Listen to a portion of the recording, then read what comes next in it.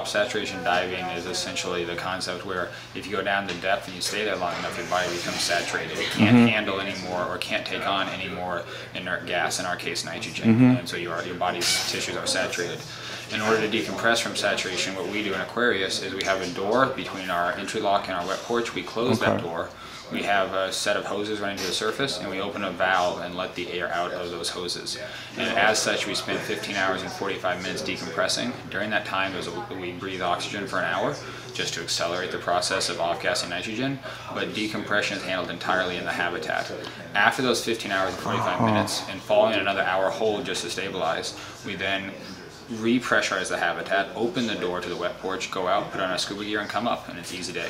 Very, very simple, very straightforward. Okay, so... However, we also have a recompression chamber on board one of our boats. There's going to be George F. Bond, as well as a recompression here at shore, and those are used in tandem to allow for an emergency evacuation of the habitat if there was a catastrophic event such as a fire or flood which took it out of service. That's never happened, we don't expect it, but it's a backup mitigation.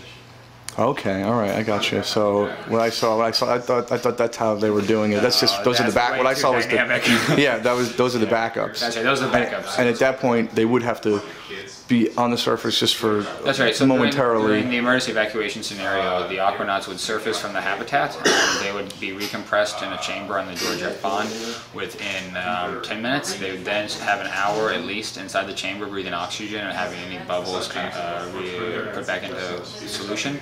And after that hour in the small chamber on the boat, they would get to shore. They would then have 5 minutes after surfacing to transfer into our larger chamber and be repressurized, where they would again go through a treatment procedure to crush any nascent bubbling. So there's like the 5-minute window to kind of do that? And that's very standard. It's very similar to standard surface decompression procedures, which is used commercially and in the military a lot. Okay, cool. Well, thanks.